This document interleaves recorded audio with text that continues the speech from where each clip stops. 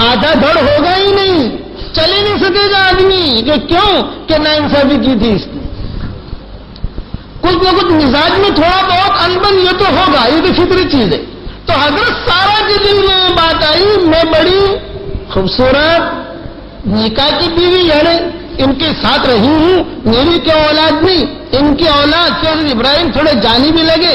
تو حضرت سارا نے بہت محبت سے حضرت ابراہیم علیہ السلام سے کہا کہ دیکھیے ایک میری بات مان لیجیے، وہ یہ کہ یہ ہاجرہ کو اور اسماعیل کو کسی ایسی جگہ پر آپ چھوڑ دو کہ بہت دور ہو، میں بھی نہ دیکھوں، زیادہ اس لیے کہ وہ مجھے بھی دل کے اندر کئی کئی وساوس خیالات آتے ہیں، آپ اسے لے جاؤ، ایسی جگہ چھوڑو کہ بار بار آپ کا جانا بھی وہاں مشکل ہو جائے اور ان کا بھی یہاں آنا مشکل ہو جائے۔ اب جب یہ بات رکھی حضرت سارا نے تو یہ تشویش میں پڑ گئے ابراہیم علیہ السلام۔ حضرت حاجرہ خاموش ہیں لیکن یہ تشویش میں پڑ گئے کہ میں کیا کروں۔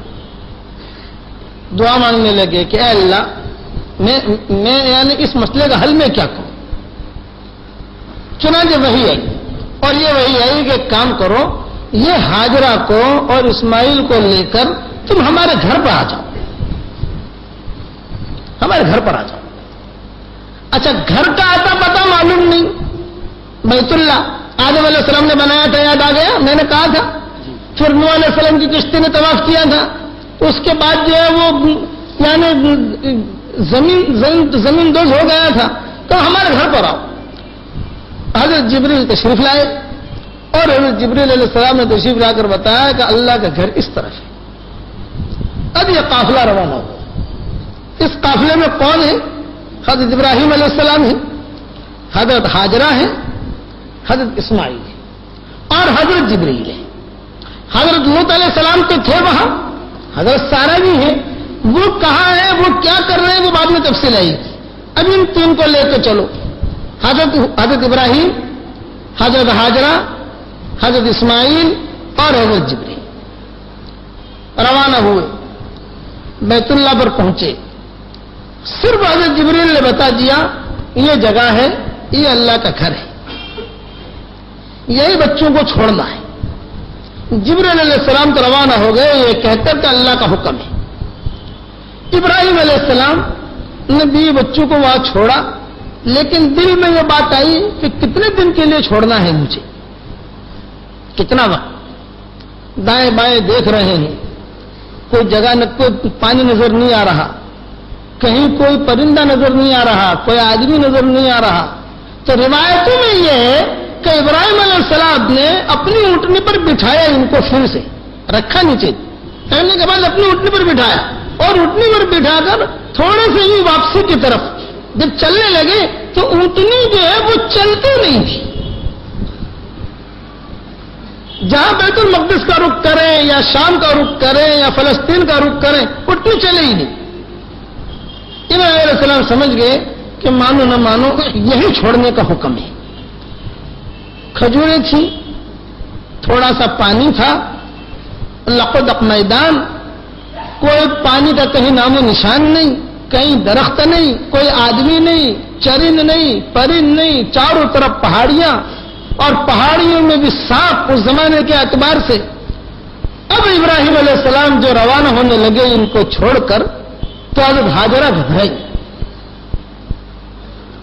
یوں کہا کہ ہمیں کس کے حوالے چھوڑ کے جا رہے ہو؟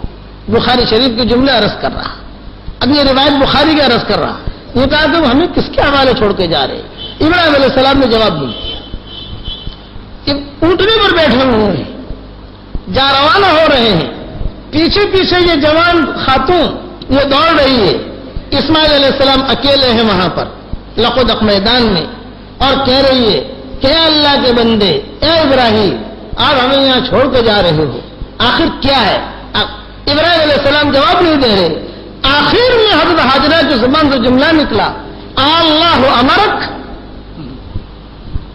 اللہ امرک، کیا اللہ نے حکم دیا ہے؟ تو ابراہیم علیہ السلام نے زبان سے نہیں کہا، اپنا سر ہلایا، اللہ نے مجھے حکم دیا ہے۔ تو حضرت حاجرہ کی زبان سے جملہ نکلا، جواب اذ اللہ یضیعک،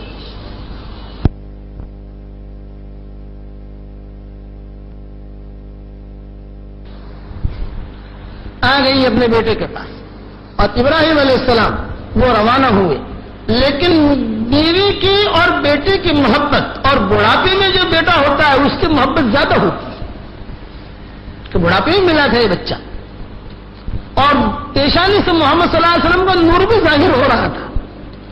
حضرت اسماعیل کا پیدا ہوتے ہی ابراہیم علیہ السلام کہہ رہے تھے کہ مجھے اس کی پیشانی سے بڑی نبوت کا نور ظاہر ہو رہا ہے، دکھائی دے رہا ہے۔ پیچھے دیکھا مڑ کر ابراہیم علیہ السلام نے کہ ہاں بیوی دور چلی گئی ہے، بچے کے پاس پہنچ گئی ہے۔ اب ابراہیم علیہ السلام آگے ایک چھوٹی سی پہاڑی تھی، اس پہاڑی پر کھڑے ہو گئے اور کھڑے ہو کر بیت اللہ کی طرف رخ کیا اور رخ کر کے درد بھری دعا مانگی۔ وَإِذْ قَالَ إِبْرَاهِيمُ رَبِّ اجْعَلْ هَٰذَا الْبَلَدَ آمِنًا وَاجْنُبْنِي وَبَنِيَّ أَن نَّعْبُدَ الْأَصْنَامَ۔ یہ دعا جو مانگی تو یہ دعا ہاجران اور اسماعیل نے نہیں سنی، چونکہ خلوت میں تنہائی میں دعا مانگی ہے۔ جیسے حضور صلی اللہ علیہ وسلم جب ہجرت کر کے روانہ ہونے لگے مکہ مکرمہ سے مدینہ منورہ کی طرف، تو تنہائی میں اسی پہاڑی کے قریب میں کھڑے ہو کر بیت اللہ کی طرف دیکھ کر حضور نے دعا مانگی، اے اللہ میں تیرے اس گھر کو جو چھوڑ رہا ہوں، تیرے گھر سے مجھے بہت محبت ہے، تیرے گھر کے بغیر مجھے نیند نہیں آئے گی، اس کی محبت میرے رگ و ریشے میں اتری ہوئی ہے، لیکن میں تیرے گھر پر کو جو چھوڑ رہا ہوں تیرے دین کی وجہ سے چھوڑ رہا ہوں، اور تیرے پڑوسی مجھے یہاں رہنا نہیں دیتے۔ ابراہیم علیہ السلام نے درد بھرے انداز میں یہ دعا مانگی۔ کتابوں میں لکھا ہے آسمان کے جتنے فرشتے تھے وہ سارے کے سارے فرشتے ان کی دعا پر آمین کہہ رہے تھے۔ وَإِذْ قَالَ